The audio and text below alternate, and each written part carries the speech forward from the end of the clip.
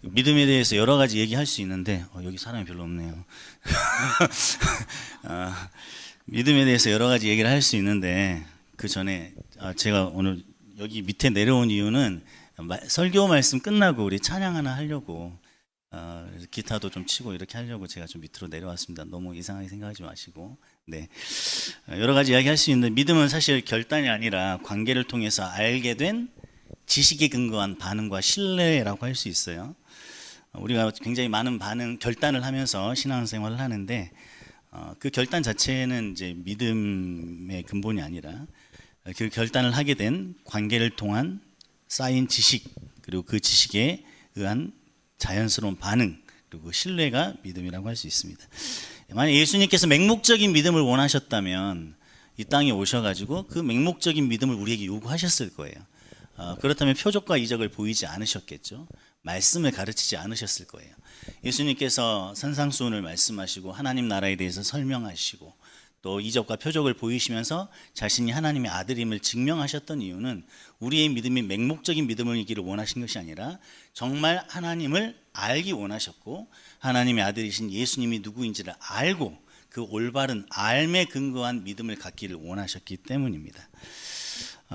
우리는 어떻게 하나님을 아는 지식을 가질 수 있을까요? 우리는 하나님과 관계라는 말을 되게 많이 사용하는데 도대체 그 관계라는 거, 눈에 보이지 않는 하나님과 어떻게 관계를 맺는다는 건가?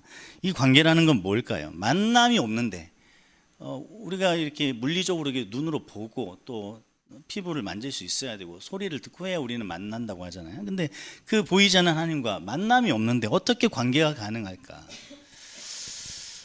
그리고 우리가 하나님은 살아계신 하나님이고 인격체이신 하나님인데 우리가 인격체를 대할 때 그 관계가 형성이 되지 않은 상태에서 그 대상에 대해 가지는 지식은 사실 죽은 지식이랑 다름없는데 그렇다면 우리의 지식은 과연 살아있는 지식인가 죽어있는 지식인가 뭐 이런 걸 또 생각해 볼 수 있어요.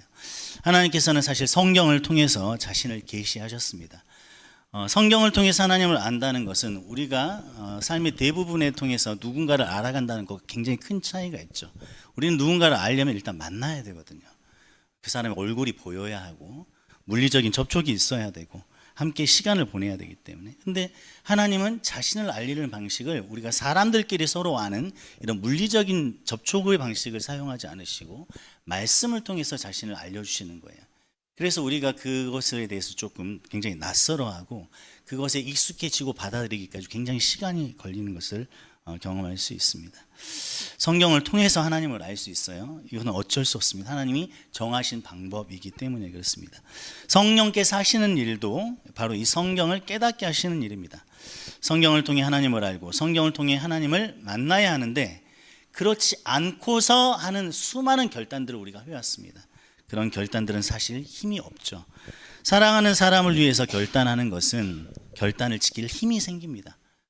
그 결단을 유지할 수 있는 동력의 근원이 사랑에서 비롯되기 때문이죠. 그러나 사랑이 없이 하는 결단은 힘이 없어요. 그래서 우리의 신앙생활도 사실 내가 뭐 큐티를 하겠다, 뭘 하겠다 이렇게 많은 결단을 하고 나의 안 좋은 습성을 버리겠다 이렇게 결단하지만 그것이 사실 잘 되지 않은 이유는 어떻게 보면 그 근본적 우리가 그 결단의 이유가 되시는 하나님에 대한 사랑이 문제가 되기 때문에 그럴 수 있습니다. 그런 결단들은 결국 흐지부지하게 되고 잊혀지기 마련이죠.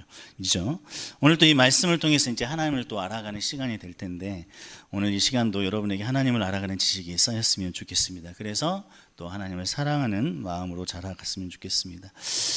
오늘 본문에 다윗 이야기가 나오잖아요. 다윗이 나이가 굉장히 많이 들었다고 해요.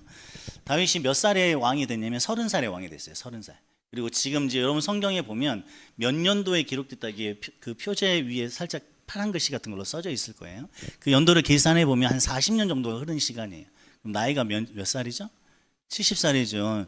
저희 부모님도 70이 좀 넘으셨는데 아직도 건강하십니다. 뭐 이렇게 운동 다니시고 아무 문제가 없으세요. 저번 지난주 설교 길게 했다고 또 너는 왜 자꾸 설교를 길게 하냐고. 얘들 싫어한다고 막 이러면서 전화로 혼났어요. 니네 아버지 설교 길게 하면 정말 싫더라 막 이러시면서. 그래서 한 5번 말씀하시는. 아들이 전도사 됐다고 이제 모니터링 해주시는 거지. 똑바로 하는지. 그래서 엄청 혼났습니다. 아무튼 건강하세요. 근데 그 당시 다윗이 살던 당시 70의 나이는 굉장히 고령이라고 볼 수 있습니다. 그래서 오늘 또 보면 이 70의 시가 70살이 된 정도에 몸이 차가워졌다고요. 굉장히 생명력이 떨어져 가고 있는 모습인 거죠. 아마 왕으로서의 역할을 제대로 못하고 있을 정도로 건강이 많이 쇠약해진 상태인 것 같습니다. 그리고 아비삭이라는 수냄 여인을 데리고 오죠. 고대에서 이 몸이 차가워질 정도로 많이 쇠약해진 사람에게는 젊은 여성을 품게 해서 이렇게 몸을 따뜻하게 하는 것이 의료의 행위 중에 하나였다고 해요. 도덕적인 윤리적인 접근의 문제가 아니라 그 당시 수준에서는 의료의 행위 중에 하나였다고 합니다. 사실 이 다윗이 이렇게 늙어서 통치에 문제가 생긴다는 것은 사실 하나님의 통치를 대리하고 있는 다윗이었기 때문에 하나님의 통치에 약간 문제가 생겼다고도 볼 수 있는 거예요. 다윗은 하나님의 통치를 상징하는 인물이었기 때문이죠. 그런데 이 왕이 왕으로서 다스리는 능력이 많이 쇠해졌습니다. 그 틈을 타서 아들 누가 지금 일어났죠? 아도니아가 넷째예요, 넷째. 첫째는 암논이라는 아들입니다. 첫째 아들. 근데 이 암논은 다윗이 그 와이프가 여러 명이었잖아요. 그래서 배가 다른 여동생 다말을 겁탈하다가 그 다말의 친오빠인 압살롬이 화가 나가지고 몇 년 참았다가 죽여버렸어요. 그래서 큰 아들 암논은 그렇게 돌아가셨고, 둘째 아들 길랍이라고 하는 그 왕자가 있었는데 얘는 언급이 안 돼. 아마 이제 고대 당시에는 어린이가 성인이 될 때까지 그 목숨을 잃지 않고 자라는 경우가 이렇게 또 보장되는 그런 사회가 아니었죠. 질병도 많고 그래서 아예 언급이 안 된 거 보면 뭐 학자들은 질병으로 죽었을 수도 있다라는 추측이 있습니다. 아무튼 그렇고, 그리고 셋째가 이제 사실상 보면 다윗 입장에서는 두 아들이 죽었다 그러면 장남이라고 볼 수 있겠죠. 압살롬이었어요. 압살롬 이름도 좀 그런 압살롬 입사다 뭐 이렇게. 아무튼 근데 이 압살롬이 굉장히 잘생겼어. 그 당시 머리숱도 엄청 많고, 굉장히 잘생겼고 똑똑하고 그랬어요. 그래서 다윗이 너무 사랑해서, 또 큰아들이고 자기를 이어서 왕이 될 가능성이 있으니까. 근데 그 압살롬이 어떻게 됐죠? 아버지에게 반역을 일으켜서 왕이 되려고 하다가 결국에는 그 장수들, 부하 장수들에서 죽임을 당했죠. 그러면 이제 셋째도 죽었어요. 이제 넷째 나오죠. 이 넷째가 누구예요? 아도니아입니다. 그러니까 사실상 보면 자기가 장남이랑 이제 다름없는 거예요. 드디어 내 차례가 왔구나, 이런 사람. 아도니아는 굉장히 똑똑한 사람이었는데, 이 아도니아가 지금 일종의 쿠데타를 일으킨 거예요. 왜 쿠데타냐? 아버지가 돌아가실 때쯤에 알아서 이렇게 주면 좋겠는데 못 기다리는 거지. 그리고 솔로몬이 이제 다윗이 솔로몬을 왕으로 이제 이렇게 시켜주겠다고 약속은 했지만 아도니아가 그 사실을 알고 있지는 않았던 것 같아요. 그래서 일단은 아도니아는 자기가 빨리 왕이 되고 싶은 마음에, 어차피 아버지 저러고 계시는데 뭐 내가 왕이나 다름없는데 큰 문제 있나? 그래서 국방부 장관 요압, 군대 장관이라고 하죠. 요압하고 또 제사장, 종교 지도자 이렇게 딱 모여가지고, 이제 아버지도 저렇게 많이 노쇠하시고 그러니까 이제 제가 왕의 역할을 좀 해야 되지 않겠습니까? 뭐 이렇게 하면서 자기들끼리 왕으로 이렇게 추대하는 그런 모임을 가지고 있었던 거죠. 그렇지만 엄격하게 말하면 아직 다윗이 살아 있었고 왕위를 제대로 임명하거나 주지 않았기에 이건 쿠데타와 같은 그런 반역과 같은 일이죠. 하지만 아도니아 사람 자체는 굉장히 똑똑한 사람이었어요. 용모도 아주 훌륭하고, 한 번도 아버지 다윗으로부터 꾸지람을 듣거나 싫은 소리를 듣지 않았어요.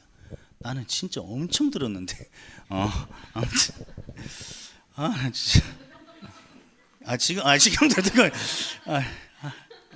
삐질. 아무튼 훌륭하게 잘 자랐던 것 같아요. 인간적으로 보면 부족함이 없습니다. 심지어 이제 여기 보면 뭐라고 되어 있죠? 심히 준수한 용모를 가지고 있다. 고대 시대 이 준수한 용모는 약간 그 사람의 완전함을 표현하는 방식이기도 합니다. 그래서 굉장히 똑똑한 사람, 굉장히 대단한 사람, 심히 준수하다 그랬어요. 심히 대단한 사람인 거죠. 사실 그러니까 군대 장관도 쉽게 동의했을 테고 제사장도 쉽게 동의했을 것 같아요. 준수하고 뛰어난 사람, 바로 그 사람이 아도니아였습니다. 군대 장관 요압이 그와 손잡은 거 보면 그 군대 장관 다윗을 늘 보아왔던 그 요압 장군의 눈에도 들 만큼 똑똑한 사람이었던 거예요. 그 사람은 압살롬처럼, 형 압살롬도 사람들의 마음을 이렇게 훔칠 수 있는 사람이었거든요. 사람의 마음을 훔쳤어요. 나 진짜 이런 거 하고 싶어. 사람의 마음을 확 훔쳐버려. 다 날 좋아하게 만들고. 그런 거 하고 싶은데 점점 멀어져 가네요. 아무튼 근데 이 압살롬처럼 이 누구예요? 아도니아도 사람의 마음을 이렇게 훔칠 수 있는 사람이었어요. 여기 보면 양과 살찐 송아지를 잡고 왕자들과 신하들을 다 초대했죠 그랬잖아요. 근데 초대받은 사람들이 안 갔다는 이야기가 없어요. 그 말은 그만큼 아도니아가 호의적인 사람이었고 호감을 주는 사람이었다는 걸 알 수 있어요. 근데 이 아도니아는 스스로 자신을 높이는 사람이었는데 거기서 멈추지 않고 사람들을 모아서 자기가 높아지는 법도 알고 있던 사람인 거죠. 즉 그는 왕이 되는 법을 알고 있었던 거예요. 이스라엘의 실제 왕이었던 다윗 왕이 약해지고 노쇠해지고 쇠약해지고 죽음을 앞두고 있으니 그 사이에 뭐가 일어나죠? 스스로 높이는 자가 나타나서 왕이 되려고 하는 모습이 나타납니다. 지금 이 이야기는 다윗이 솔로몬으로 왕이 이렇게 이양되는 그 과정에서 하나의 해프닝이라고 볼 수 있는 아도니아 이야기인데요. 이 이야기를 우리의 내면으로 좀 가지고 갔으면 좋겠어요. 그렇게 한번 살펴보겠습니다. 이 이야기를 우리의 마음속에 일어나는 일로 한번 생각해 봤으면 좋겠어요.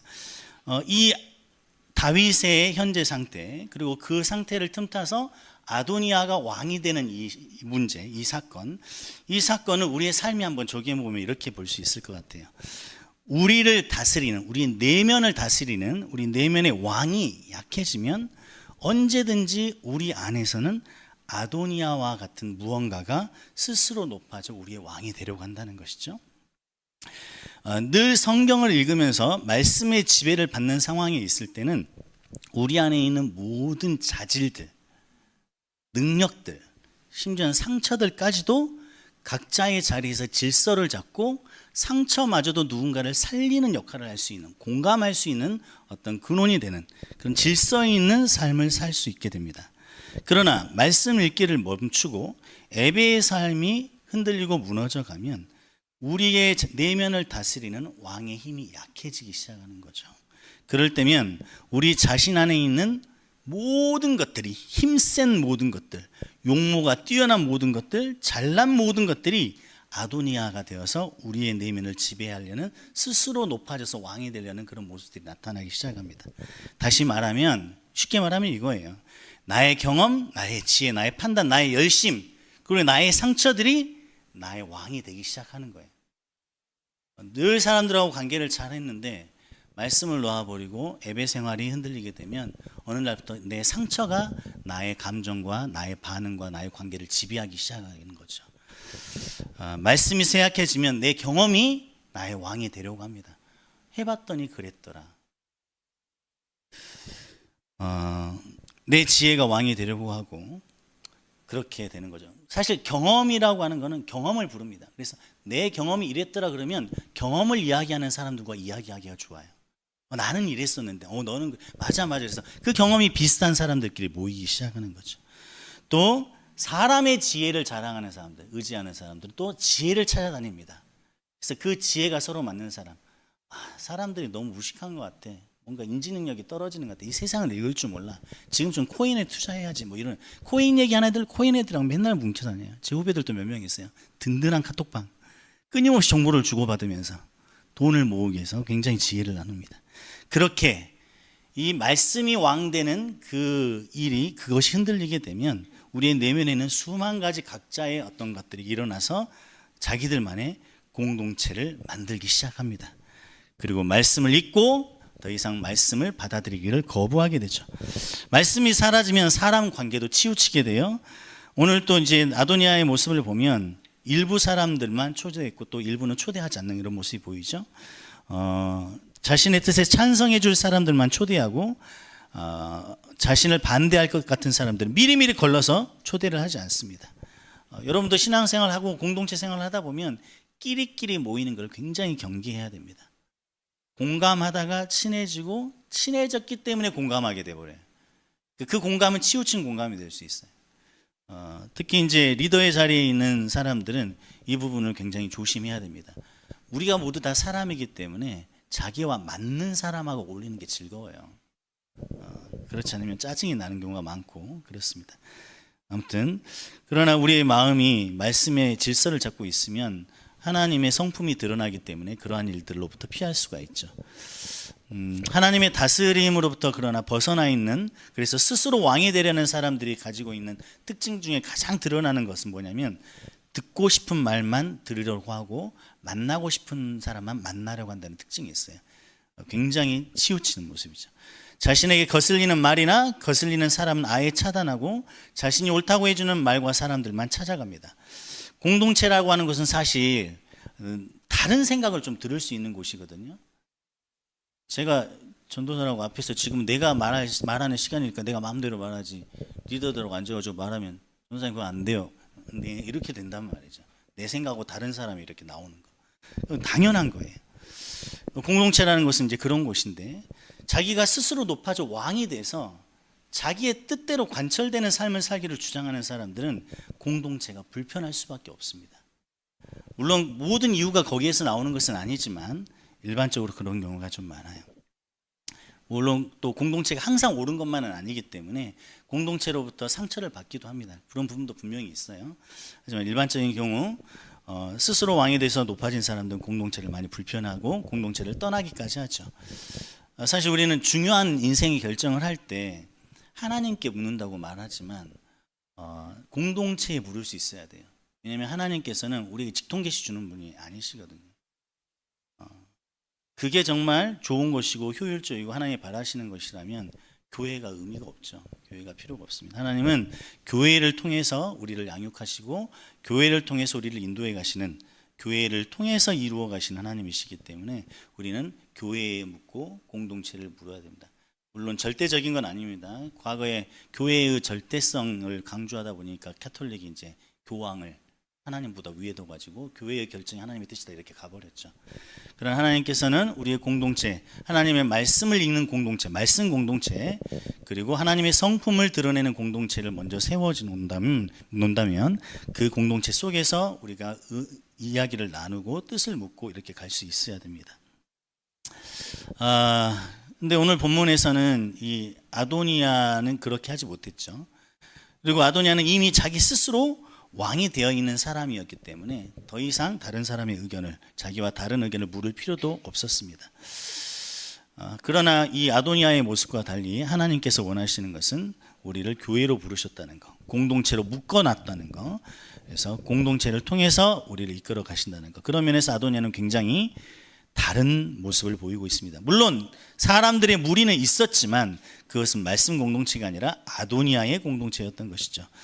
아도니아는 하나님이 주인인 공동체가 아니라 자신이 주인인 자기만의 공동체를 만들었고, 하나님의 뜻을 알기 위해 고민하고 찾고 순종하려고 하는 공동체에 우리는 속해 있어야 된다는 그 사실을 잊고 자기만의 그룹을 만들었습니다. 여러분이 이제 한 가지, 늘 우리는 자기를 점검하잖아요. 그리스도인들은 대부분 이제 자기가 정말 그리스도인인 경우에는 자기 점검이 많습니다. 그래서 자기 검열이 높아요. 나는 제대로 하고 있는가? 나는 잘했는가? 그게 너무 이제 심하다 보면 자유함을 잃어버린 경우도 있는데, 그래서 이제 자기를 좀 이렇게 살펴보는 경우들이 많은데, 한 가지 이제 좀 자기 스스로 좀 잣대라고 삼을 수 있는 게 이런 게 있어요. 내가 나의 원하는 뜻대로 살고 있어요. 근데 내 뜻대로 사는 데 있어 어떤 거리낌이 별로 없고, 거슬리는 상황도 별로 없고, 뭐 아무 문제 없이 잘 살고 있는 것 같다. 그러면 둘 중에 하나예요. 정말 하나님의 그 복을 받아서 하나님이 좀 형통케 하셔서 잘 살아가고 있든지, 아니면 말씀 공동체가 없이 살아가고 있든지, 이 둘 중에 하나입니다. 왜냐하면 우리는 내면에, 저도 마찬가지예요. 제가 만약에 제 삶을 여러분에게 다 뜯어가지고 보이면, 전도사님 그건 안 되지, 전도사님 아니 설교는 그렇게 해놓고 그건 아니지, 이런 것들이 여기 굉장히 많이 있어요. 굉장히 많습니다. 근데 이런 것들을 저도 다 오픈해서 보여주고 싶은데, 그러면 이제 여러분 표정을 내가 감당이 안 될 것 같아가지고 그런 것도 있고, 아무튼 때가 되면 시간이 좀 지나서 저의 그 밑바닥을 좀 한번 보여주는 날이 속히 왔으면 좋겠다는 생각도 있어요. 아무튼 우리는 다 그렇게 마음속에 이런 죄성이 있어요. 사라지지 않습니다. 저는 뭐 어떤 목사님을 봐도 사실 쫄진 않아요. 다 있을 거니까. 나와 같은 밑바닥이 있을 거니까. 물론 감사하고 존경하는 부분도 있지만 어떤 그 내가 하나님을 대신해서 의지하거나 하나님을 대신해서 의존하거나 그런 존재를 누군가의 대상으로 삼지 않는다는 거죠.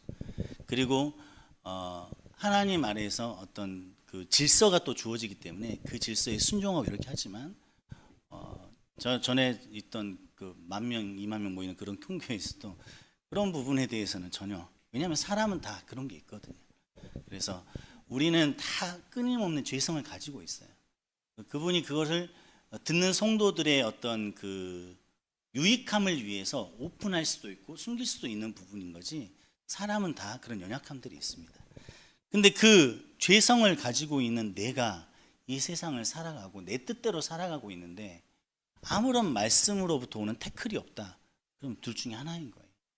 내가 말씀이 없이 살고 있든지, 아니면 내가 말씀대로 사는데 하나님이 특별히 보호하셔서 말씀대로 살고 있는데도 형통하게 만들어 주시는 거예요. 이 세상은 악해서 말씀대로 살고 있을 때 힘든 일들이 많이 생기거든요. 그래서 그런 것들을 한번 자기를 점검해 볼 필요가 있어요. 실제로 갈라디아에서 보면 우리 육체의 소욕은 성령을 거스르고 성령의 소욕은 육체를 거스른다 그랬어요. 그러니까 우리 안에 죄성이 사라지지 않고 있다면 우리가 말씀에 부딪히는 일들이 많아 있어야 되는 거죠. 성경 말씀을 읽다 보면 여기까지 하라고? 이 정도까지 요구한다고? 2년을 참았는데 1년을 더 참아야 된다고? 이제 이런 그 부딪힘들이 또 있고, 그리고 지금까지는 이 정도는 내 레벨은 아니야. 이거는 저기 뭐 강전도서나 하는 레벨이고 우리 부장집사님이나 목사님이 하는 레벨이지 내 레벨은 여기까지는 아니잖아. 그리고 가볍게 제껴버리고 그냥 편안하게 살아버리죠. 그런 거. 예배 정도야 뭐 가볍게 한 번씩 제껴주는 거고. 그런 경우들. 그렇기 때문에 거스리는 게 없는 거지. 진짜 이것이 하나님의 말씀이고 하나님 원하시는 뜻이다라는 것을 정확히 알고 부딪히다 보면 날마다 부딪힘이 있습니다. 그래서 성령 충만한 삶은 모든 것이 질서를 잡고 그냥 전혀 정돈이 잘 돼서 오늘은 이거 하고 내일은 이거 하고 그냥 삶이 그냥 다 그냥 정해진 대로 편안하게 이렇게 가는, 이거 성령 충만 아니에요. 이건 이상한 정신병이 있을 수 있어요. 좀 이상할 수 있어요. 성령 충만하게 되면 굉장히 부딪히는 일이 많게 돼요. 갈등하는 상황들이 많게 돼요. 왜냐하면 성령 충만하지만 나는 여전히 죄성을 가지고 있기 때문에. 근데 성령에 충만하면 하나님 성령의 도우심으로 그 죄성을 내가 싸워 이겨서 가는 거죠. 그 싸워 이겨서 가는 과정에 갈등이 있기 마련인 거예요. 그래서 우리가 이 공동체 안에서 나의 삶을 오픈하고 나누고 내가 어떤 일을 결정할 때도 의견을 한번 물어보고 이런 것들을 우리가 조금 연습을 하셔야 돼요. 그래서 그 전에 먼저 우리 공동체가 말씀 공동체가 되는 것이 굉장히 중요하겠죠. 아무튼 그런 부분이 있다는 걸 좀 생각해 보셨으면 좋겠습니다. 그래서 이 말씀 공동체에 거하다 보면 내 뜻을 거스르는 이야기를 많이 듣게 돼요. 저도 굉장히 많이 들었습니다. 실례를 들면 오늘 시계를 잘 보면서 가야 돼요.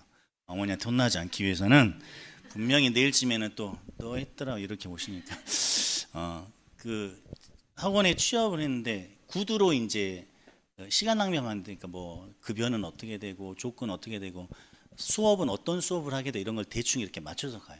그래서 그게 괜찮으면 가면 면접을 한번 보겠습니다. 그래서 딱 가요. 갔는데 뭐 조건이 막 달라지는 거지. 그 근무 시작하기 전까지는 다 이렇게 했는데 실제로 근무한 당일날 가보니까 두 번째 가니까 선생님 갑자기 사정이 생겨서 이런 것들이 달라져가지고 이렇게 하게 됐다고. 수업이 달라지니까 급여 체계도 조금 달라져. 이렇게 이제 나오는 거예요. 소위 말하는 빡친 거죠. 빡빡빡 치고 안 되겠어요. 이러시면 안 되죠. 그래서 혼내고 왔어요. 혼내고 와서 그 공동체 모임에 다 갔는데 그 공동체 리더분이 다시 가라고. 다시 가서 아직도 기회가 있으면 일하겠다고 말하라고. 기도하던 중에 하나님이 주신 거라고 우리가 믿고 갔는데 거기서 그렇게 쉽게 내 뜻하고 좀 달라버린다고 그렇게 쉽게 결정하면 어떻게 하냐고 엄청 혼났어요. 아니 가서 내가 혼내고 왔는데 다시 가가지고 저기 자리가 아직 이렇게 하라는 거야. 아니, 엄청 짜증나지. 아니 그게 꼭 아니 그게 하나님의 뜻인지 당신이 어떻게 알아? 이렇게 하고 싶죠. 그 그룹 리더한테. 갔죠. 가가지고 완전 비굴한 표정으로 비굴하고 겸손한 표정으로 아직 자리가 있냐고, 없다고, 빨리 가라고, 네 알겠다고 돌아오면서 내가 지금 뭔 짓을 한 거냐고. 물론 그것이 올바른 처방이 아닐 수 있어요. 그게 그 리더의 지혜롭지 못한 처방일 수도 있습니다. 그런데 뭐냐, 하나님은 아시는 거죠. 이놈이 그래도 이게 옳고 그르고를 따지기 전에 하나님 앞에 순종하는 삶을 살려고 노력하고 있구나. 그게 비록 틀렸다 하더라도 교회에서 세워진 질서에 순종하려고 하는구나. 이런 것들을 보시는 거죠. 아무튼 뭐 그런 일도 있었어요. 그래서 공동체에 있다 보면 우리는 늘 그 공동체에서 오는 어떤 말들이나 이런 것들이 옳고 그르냐를 내가 딱 판단하려고 하는 그런 것만. 그렇지만 공동체를 세우신 분이 누구시죠? 하나님이시라는 거. 물론 그 공동체의 리더가 지혜롭지 못할 수 있어요. 공동체 리더는 지혜로워야 됩니다. 상처가 날 수 있기 때문에. 그러나 따르는 입장에서는 그런 것들에 대해서 하나님을 신뢰함으로 그 공동체의 질서를 따라가는 마음을 가지면 하나님이 그 사람의 삶을 인도해 주신다는 것이죠. 아무튼 우리는 공동체에 있고 또 말씀 속에 있다 보면 거스르는 이야기를 많이 듣고 느끼고 부딪힐 수밖에 없다는 것을 아셔야 돼요. 그게 없다 그럼 말씀이 없는 삶일 가능성이 높아요. 우리는 우리의 삶의 주인이 아닙니다.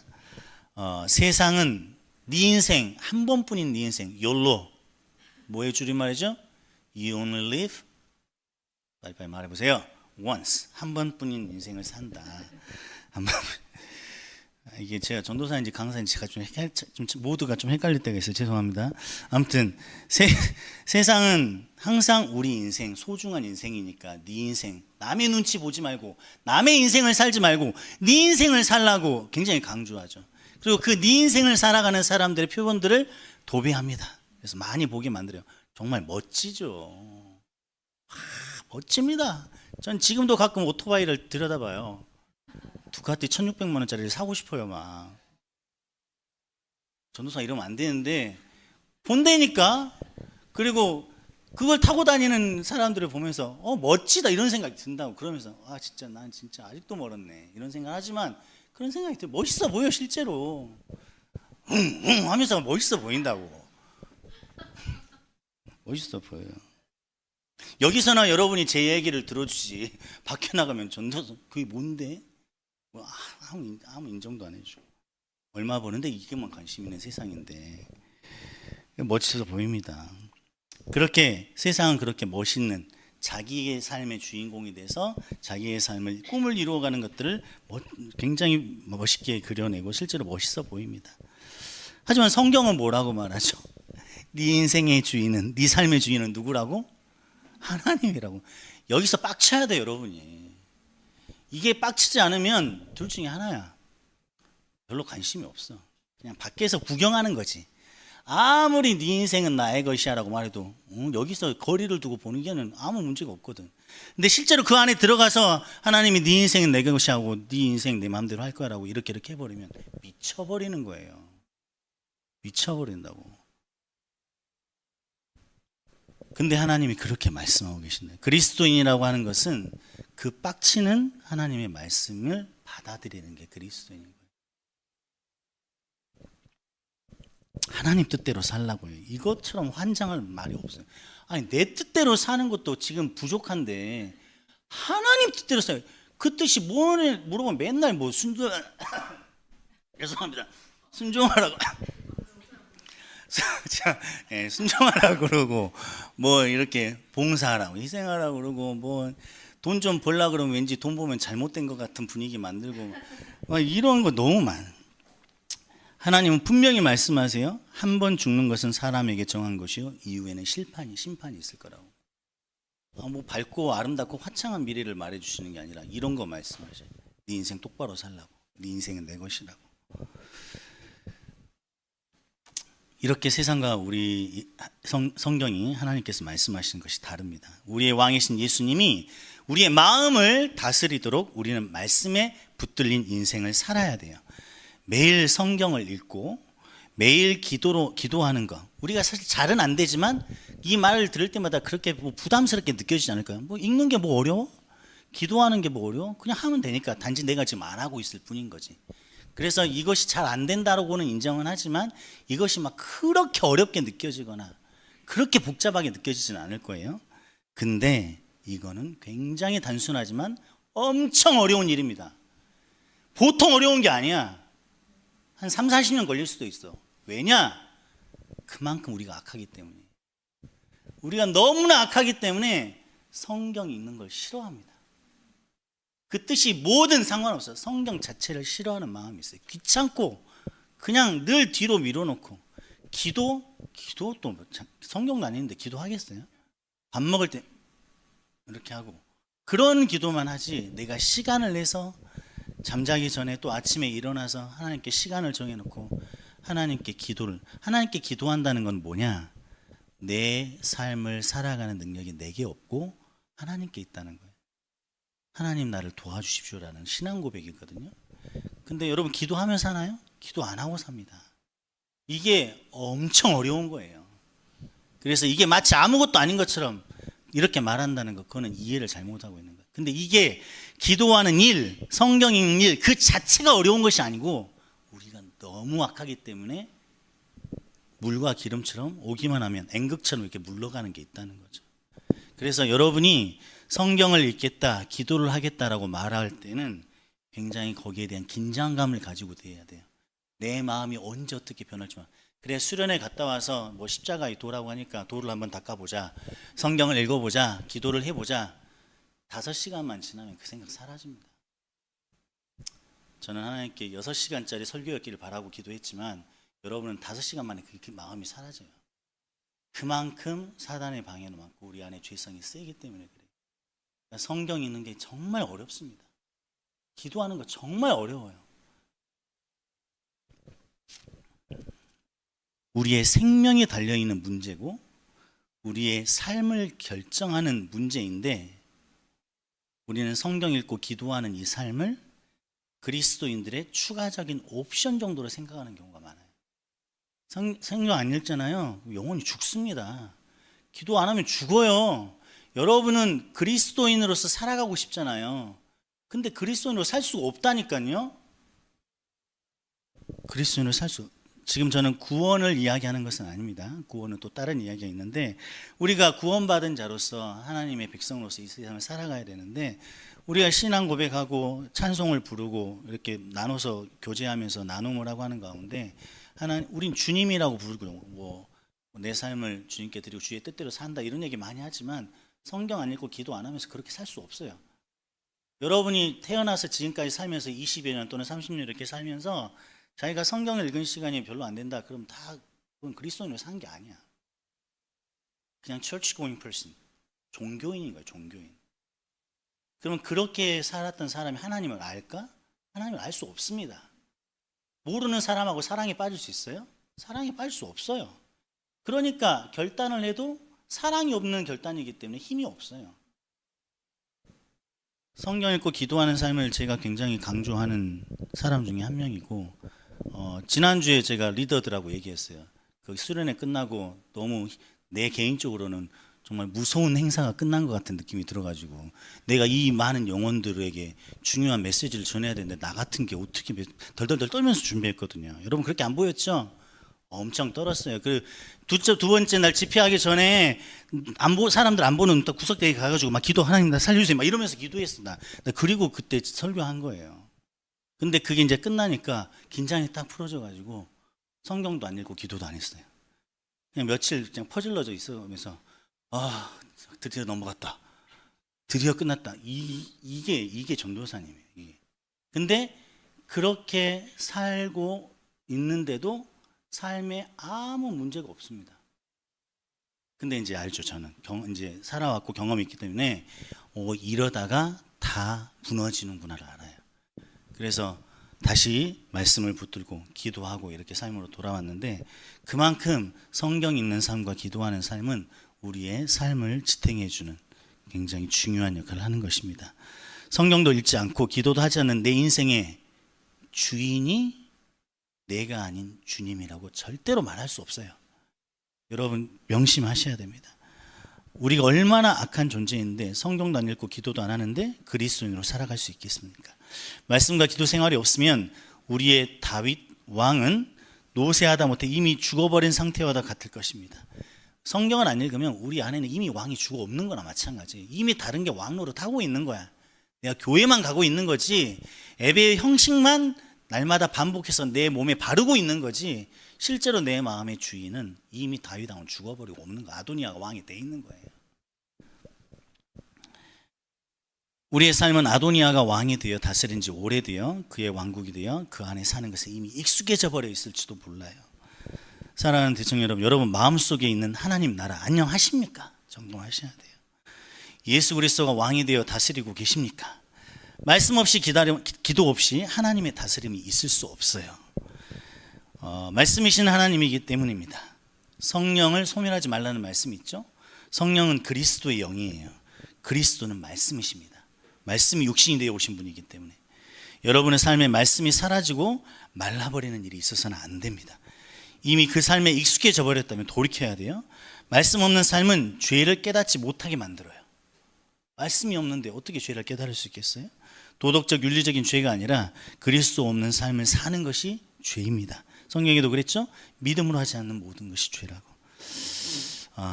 아도니아는 용모가 굉장히 심히 준수했다고 그랬어요. 아까 군대 장관과 제사장이 인정할 만한 대단한 인물이었습니다. 우리 내면에도 이런 아도니아가 있어요. 여러분 중학교 때, 고등학교 때, 대학 오면서 자기가 받아온 성적들, 지금 가지고 있는 학벌, 직장 다 있잖아요. 이런 것들이 여러분의 아도니아가 될 거예요. 그리고 내가 꿈꾸는 꿈, 비전, 내가 목표를 삼는 어떤 모습, 그런 것들이 여러분의 아도니아가 될 겁니다. 예수님이 아닌 그 나의 아도니아가 왕좌에 딱 앉잖아요. 너무나 보기 좋아요. 다윗 왕이 이렇게 있어요. 내가 곧 죽겠다 이렇게 있는 왕이 앉아 있는 것보다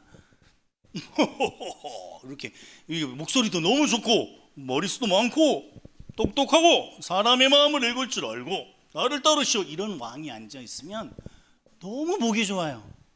내 안의 비전과 꿈과 모든 것들이 자리를 딱 세팅하고 그것을 향해 달려가는 모습 너무 아름답습니다. 근데 그 마음의 중심에는 원래 누가 계셔야 되는 자리예요? 하나님이 계셔야 되는 자리예요. 내 안에 있는 나의 아도니아의 왕의 자리를 잘 지키기 위해서 하나님은 옆에서 도와주시는 분으로 계시면 안 된다는 거죠.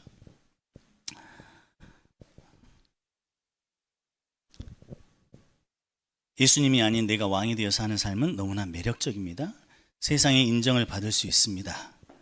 예수님이 왕이 되어 사는 삶보다 화려할 것 같고 또 화려해 보이고 보기에도 아름답고 또 거부할 수 없는 매력들이 많아요. 그것이 여러분의 아도니아입니다. 말씀 없이 세상에 나서잖아요. 그러면 그 세상을 본받을 수밖에 없어요. 왜냐하면 너무 매력적이거든요. 저 보세요. 아직도 두카티를 보고 있다니까. 제정신이야 전도사가.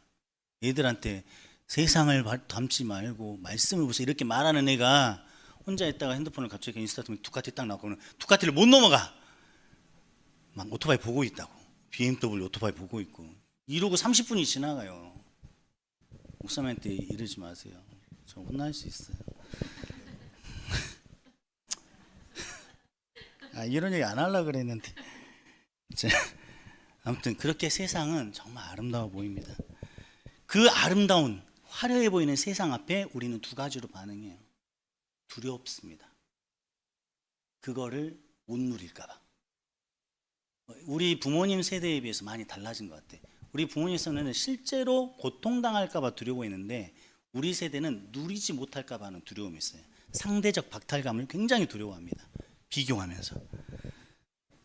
그래서 굉장히 두려워하거나 아니면 그 세상에 있는 것을 얻기 위해 완전히 푹 빠져서 달려가거나 그래서 그 세상에 있는 것에 푹 빠져서 달려가고 있을 때 지치지 않도록 하나님께 간절히 기도합니다. 주여 나에게 힘을 주시옵소서.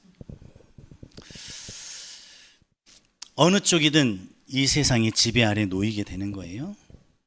우리는 말씀이 주인 되는 삶을 살아야 됩니다. 우리가 사는 하루하루가 사실 먹고 살기도 바쁘고, 여러분 직장에 들어가면 정말 힘들잖아요. 굉장히 힘든 삶이긴 합니다. 그렇다고 하루를 그렇게만 보내는 게 익숙해지시면 안 돼요. 우리는 영적 전쟁터 속에서 늘 살아가고 있다는 사실 잊지 않으셔야 됩니다. 그냥 말이 좋아 전쟁터가 아니라 사실 진짜 전쟁터예요. 정말 전쟁터예요. 아니, 힘든데 어떻게 그리스도인으로 살아가려면 힘든데, 하나님이 여러분에게 성령의 능력을 주시면 하나도 힘들지 않고 막 하늘 위를 날아가는 그런 삶을 살 거 절대 그렇잖아요. 그 힘든 삶은 끝까지 걸어가게 하시는 능력이지 힘든 게 사라지지 않습니다. 그러면 예수님이 십자가에서 고통당하실 이유가 없어요. 누구보다도 성령 충만한 분이 예수님이셨을 텐데. 말씀을 읽기 위해서 시간을 꼭 내세요. 다른 복잡한 거를 결단하지 마세요. 말씀을 읽기 위해 시간을 내시고 기도를 하기 위해 시간을 내십시오. 기도는 여기서부터 시작할 수 있습니다. 하나님, 기도가 뭔지 모르겠습니다. 그래서 여기 지금 앉아 있습니다. 일단은 제가 이 기도를 하겠으니까 하나님 기도를 가르쳐 주십시오. 여기서부터 시작하셔도 돼요. 성경을 읽을 때도 성경이 무슨 말인지 모를 수 있어요. 뜻이 어렵고. 하나님, 말씀을 읽으라고 해서 읽었습니다. 나머지는 하나님 책임지십시오. 내가 그걸 깨닫고 안 깨닫고는 중요하지 않습니다. 본질적으로. 왜냐? 하나님께 모든 게 달려있기 때문에 그래요.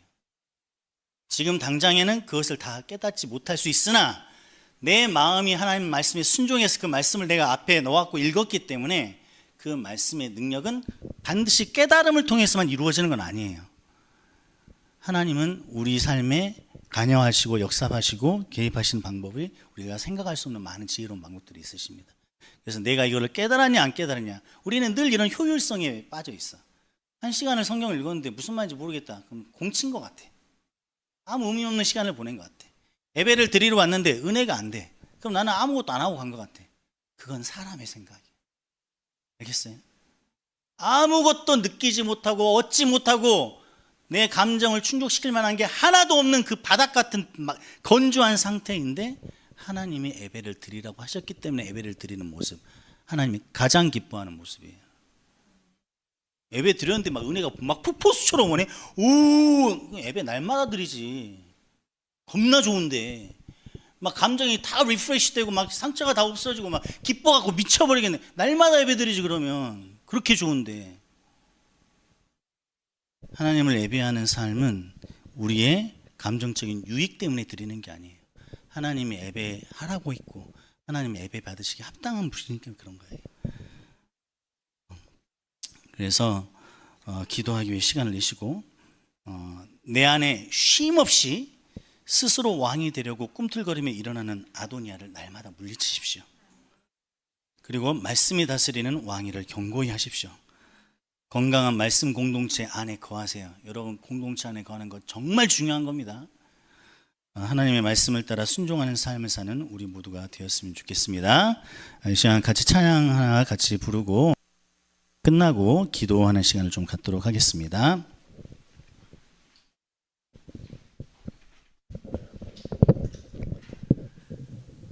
좀 낯서시겠지만 한번 그렇게 예배를 진행하도록 하겠습니다.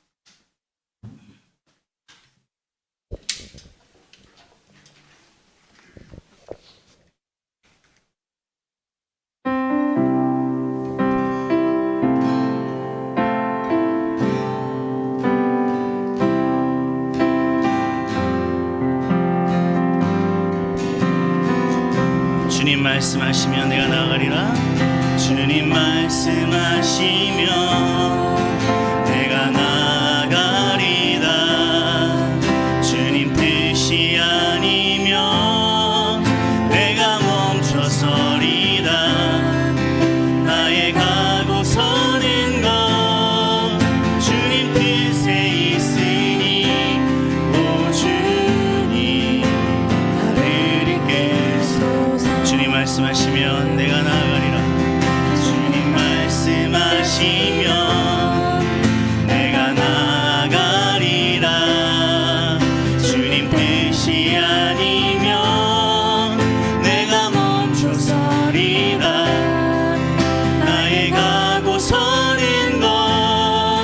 주님 뜻에 있으니 오 주님 나를 이끄소서. 뜻하신 그곳에 뜻하신 그곳에 나 있기 원합니다. 이끄시는 대로 순종하며 살리니 연약한 내 영혼 통하여 일하소서. 주님 나라와 그 뜻을 위하여 뜻하신 그곳에 뜻하신 그곳에 나 있기 원합니다. 이끄시는 대로 순종하며 살리니 연약한 내 영혼 통하여 일하소서. 주님 나라와 그 뜻을 위하여 오 주님 나를 이끄소서. 오 주님 나를 이끄소서. 오 주님 나를 이끄소서. 오 주님 나를 이끄소서. 오 주님 나를 이끄소서. 자, 같이 기도하겠습니다.